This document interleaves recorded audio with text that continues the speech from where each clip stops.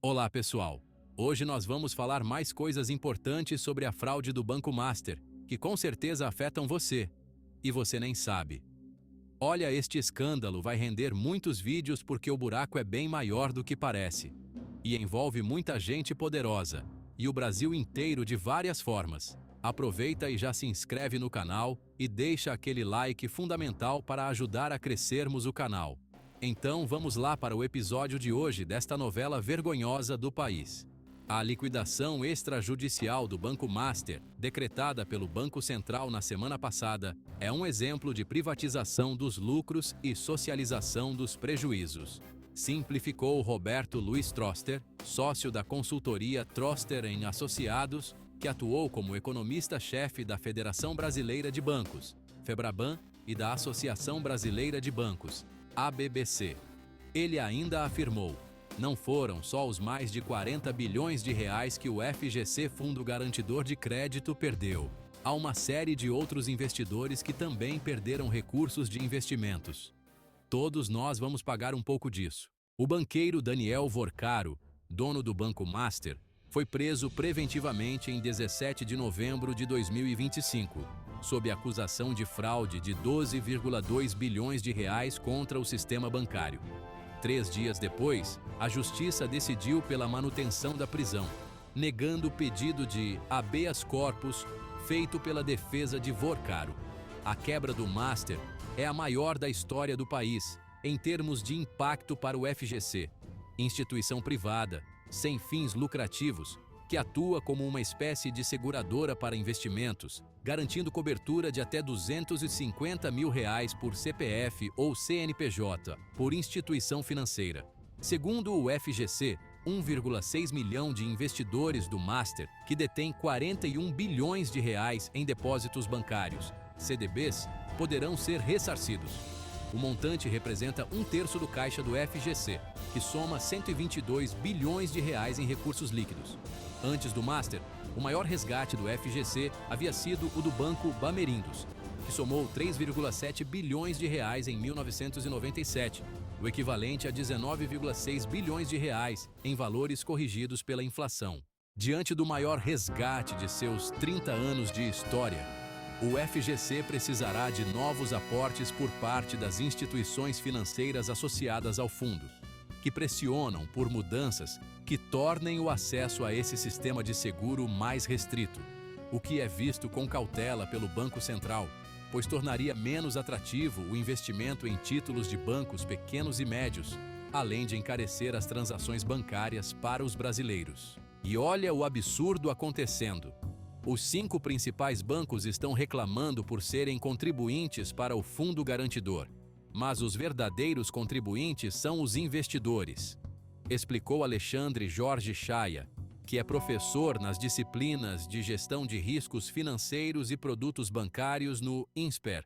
O que o banco faz?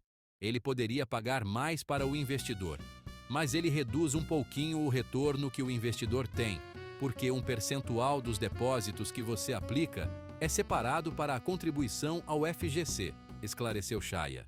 Atualmente, os 5 maiores bancos do Brasil e também os principais contribuintes do FGC são Itaú Unibanco, Banco do Brasil, Bradesco, Caixa Econômica Federal e Santander. E sabe quanto é este repasse? Atualmente, essa taxa é de cerca de 0,01% sobre os depósitos cobertos pelo FGC, como poupança, CDBs e letras de crédito, LCIs e LCAs. Para cada CDB emitido, esse valor é pago para o seguro. Obviamente que os bancos não ficam com esse prejuízo. Eles repassam esse prejuízo para o investidor que recebe menos retorno e tem uma rentabilidade menor. Diz o especialista, que foi executivo nos bancos Interunion e ABN AMRO Bank, e atualmente é sócio da Carmel Gestora de Recursos. Então, esse é um ponto importante. O dinheiro não é dos bancos. O dinheiro é dos investidores que criam um colchão de recursos para proteger o próprio sistema. Banco não tem dinheiro nenhum. Quem tem dinheiro é o povo brasileiro, que deixa no banco pois é obrigado pelas leis. E o banco usa este dinheiro de várias formas, lucra muito com isso e repassa uma parte pequena para o investidor, dono do dinheiro. Onde a regulação do sistema financeiro falhou no caso Master? Para Troster e Shaya, está claro que os mecanismos de regulação do sistema financeiro falharam ao permitir que o Banco Master chegasse à situação em que chegou. Embora ambos considerem que as instituições eventualmente funcionaram, ainda que tardiamente. A estratégia do Master foi marcada por um crescimento vertiginoso baseado na emissão de CDBs com retornos muito atípicos, como 120%, 140% e até 160% do CDI, Certificado de Depósito Interbancário, taxa de juros que serve como referência nos investimentos de renda fixa. E na outra ponta, pelo investimento em ativos pouco líquidos e arriscados, como participações em empresas em dificuldades e precatórios, dívidas que o poder público reconhece por decisão judicial definitiva e que são pagas conforme cronograma orçamentário, o que pode levar anos. Agora olha a piada. Já em maio de 2025, teve um empréstimo emergencial do FGC de 4 bilhões de reais ao Master, mostrando que o banco não estava gerando caixa. Mas mesmo assim, foi permitido que o banco continuasse vendendo os ativos de renda fixa, com estes retornos fabulosos. Ele continuou. Só parou no dia que foi liquidado. O balanço de dezembro de 2024 também já mostrava problemas evidentes. A carteira de crédito era 20% do total do balanço, e havia um crescimento absurdo do total de ativos de 36 bilhões de reais em dezembro de 2023, para 63 bilhões de reais em dezembro de 2024. Não é comum um crescimento nessa velocidade, explicou o economista sobre os sinais de alerta que o Master apresentava antes de quebrar. Para Shaya, do Insper, as falhas do sistema financeiro são anteriores ao caso Master e ficaram evidentes desde abril, no problema da fraude dos débitos automáticos do INSS, no ataque hacker, que desviou cerca de 1 bilhão de reais de instituições de pagamento em julho de 2025, e no envolvimento de fundos de investimento em operações de lavagem de dinheiro do crime organizado, reveladas pela Operação Carbono Oculto, e que estão na Faria Lima. Shaya, em contrapartida, elogia o trabalho do BC na outra gestão. Para ele, o Banco Central, desde a época do governo Bolsonaro, sob a gestão do Roberto Campos Neto, um trabalho muito bom de democratizar o mercado financeiro. Ele cita iniciativas como o Open Banking, sistema que permite o compartilhamento de dados e serviços bancários entre diferentes instituições financeiras, a multiplicação das fintechs e bancos digitais e o próprio Pix, como fatores que ajudaram a popularizar o acesso das pessoas aos bancos nos últimos anos, ampliando ao mesmo tempo a competição no setor bancário. E aí, quando entra em 2025 nova gestão, o economista afirma: acredito que, ao mesmo tempo, o Banco Central foi leniente, não especificamente com o Master, mas com a expansão do mercado financeiro como um todo. Ele acredita que agora o BC deve fazer nos próximos anos um freio de arrumação, endurecendo regras para fechar brechas regulatórias que foram exploradas pelas instituições financeiras. É importante lembrar que o Banco Master é o antigo Banco Máxima que já esteve metido em escândalos financeiros, e mesmo assim tudo continuou como se fosse normal, apenas com cara de novo. Mais ou menos o que ocorreu com as empreiteiras da Lava Jato e Irmãos Batista da JBS. Continuam operando normalmente a todo vapor. Para Roberto Troster, ex-economista-chefe da Febraban, está claro que o BC demorou a intervir no caso Master, mas conseguiu evitar contágio da crise. Mas o importante é que resolveu e não permitiu a fusão com o estatal BRB Banco de Brasília, afirmou o economista, citando a operação barrada pelo Banco Central em setembro e investigada pela Polícia Federal. À época, deputados chegaram a aprovar a urgência de um projeto de lei que permitiria a demissão de diretores do BC, numa tentativa de pressionar pela aprovação da compra. Olha como tem gente grande nisto.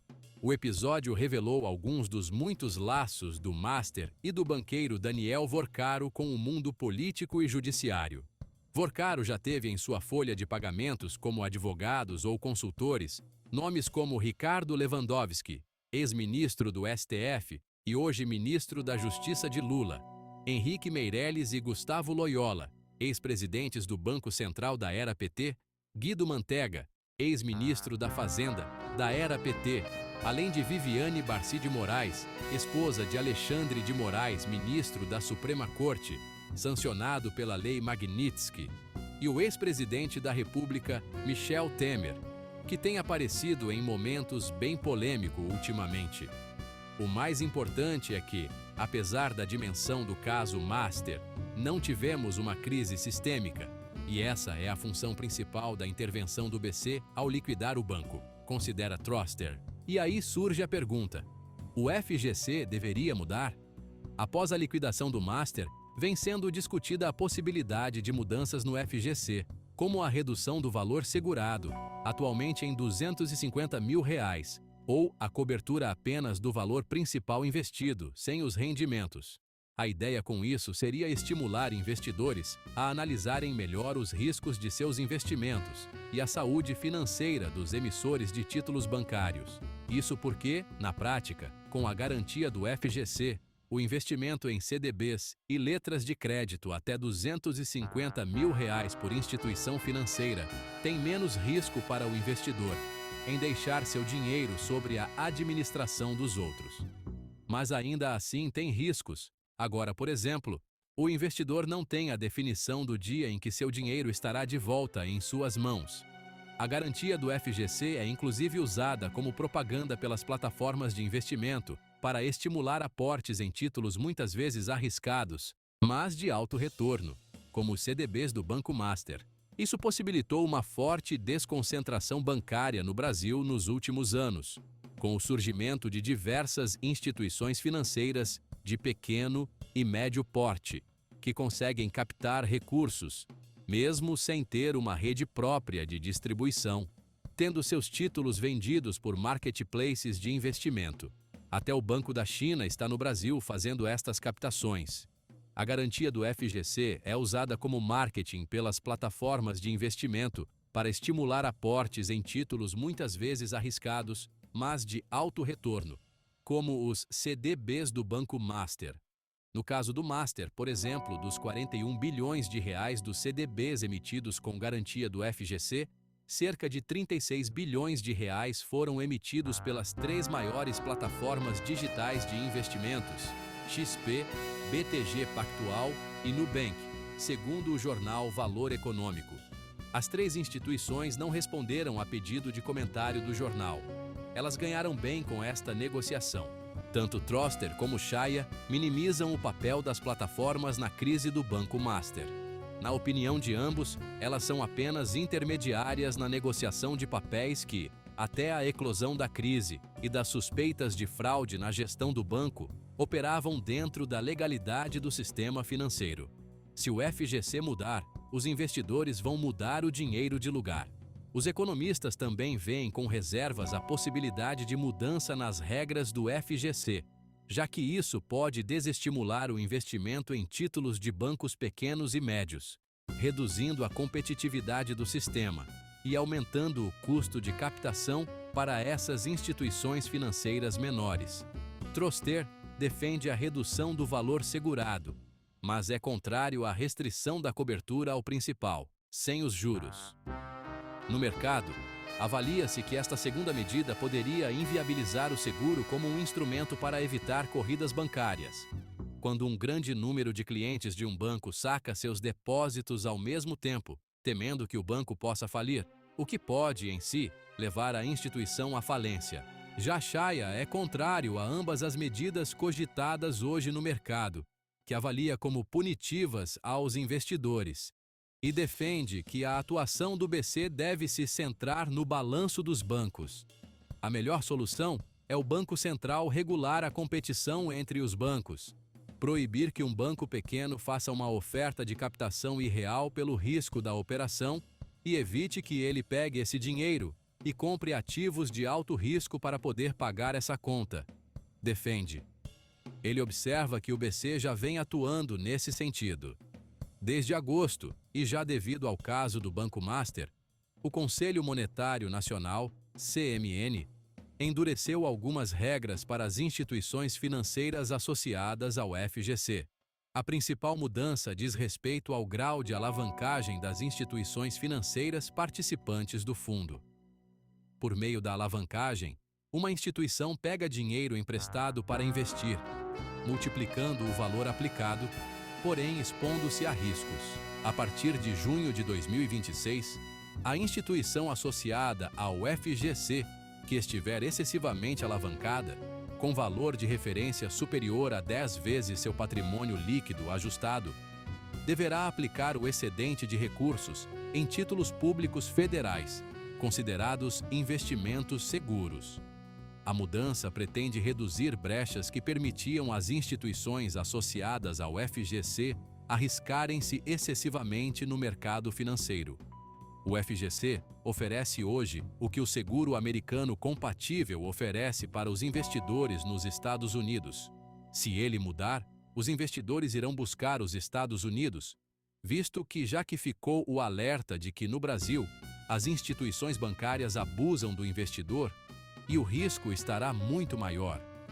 Agora nós queremos saber sua opinião sobre isso tudo. Coloca aí nos comentários. E já aproveita para deixar o seu like para nos ajudar a crescer o canal. Se inscreve para não perder os próximos vídeos, estamos preparando muita bomba por aí. E se quiser evitar cair nos golpes dos leilões que estão bombando na internet, assiste este vídeo que deixamos no card para você. Curte e compartilha para ajudar nosso crescimento. Até mais!